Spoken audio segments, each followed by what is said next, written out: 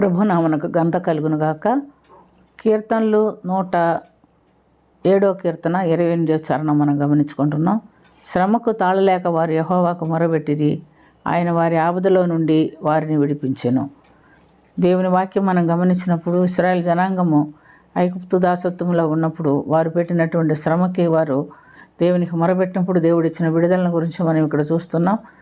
మరి వారు ఐగుప్తులో గోషాన్ దేశంలో యోసేపు కాలంలో తన తండ్రిని తన సహోదరులను తీసుకొచ్చి అక్కడ నివసింపజేస్తున్నట్టుగా చూస్తున్నాం. దేశంలో కరువు వచ్చినప్పుడు ఆ సమయంలో వారు అక్కడ నివసిస్తూ వారు విస్తరించినట్టుగా చూస్తున్నాం. అయితే యోసేపుని ఎరగనటువంటి ఒక రాజు పరిపాలనకు వచ్చిన తర్వాత వారు విస్తారముగా విస్తరించింది చూచి ఈ ప్రజలు విస్తరించి ఉన్నారు, వీరు ఒకవేళ శత్రువులు మన మీదకి యుద్ధం వచ్చినప్పుడు వారితో కలిసి మనకు వ్యతిరేకంగా యుద్ధం చేస్తారేమో, లేదా మనల్ని విడిచిపెట్టి పారిపోతారేమో, కాబట్టి వీళ్ళని తగిన రీతిలో అణచివేయాలని చూసుకున్నాడు. అందునిమిత్తమై వాళ్ళకి భారమైనటువంటి పని వారి మీద ఉంచుతున్నట్టుగా మనం చూస్తున్నాం.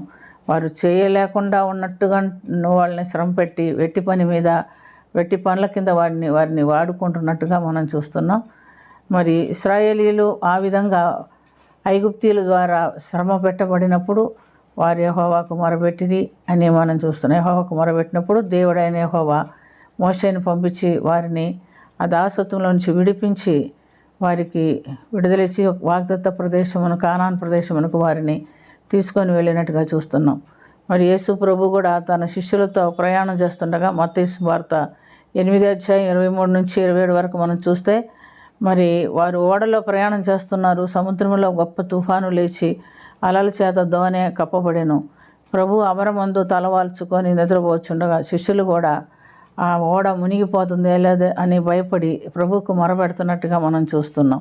వెంటనే ప్రభు లేచి గాలిని సముద్రమును అణిచి మీరెందుకు నమ్మిక లేక ఉంటున్నారని వారిని గద్దించినట్టుగా మనం చూస్తున్నాం. ప్రియమైనటువంటి దేవులారా, ఈ సంఘటన బట్టి మనం గమనించేది ఏమిటంటే మనకు తట్టుకోలేనటువంటి శ్రమలు తాళుకోలేనటువంటి కష్టాలు వచ్చినప్పుడు మనం కూడా ఎవరికి మొరబెట్టాలా? దేవునికి మొరబెట్టాలా. దేవునికి విశ్వాసంతో మొరబెడితే దేవుడు తప్పకుండా మనల్ని ఆ శ్రమంలో నుంచి ఆ శోధనలో నుంచి విడిపించి రక్షించే దేవుడని మనం గమనిస్తున్నాం. కాబట్టి ఎవరమైనా ఎలాంటి సందర్భాలైనా మనుషులను ఆశ్రయించకుండా దేవుని ఆశ్రయించి దేవునికి మొరబెట్టి ఇలాంటి సందర్భాల్లో మనం కూడా విడుదల పొందాలని ఈ వాక్యాల ద్వారా దేవుడు మనకు హెచ్చరిస్తున్నాడు. అలాంటి అనుభవంలో మనం ముందుకు సాగినట్టుగా దేవుడు మనకు సహాయించునుగాక. ప్రార్థన చేసుకుందాం.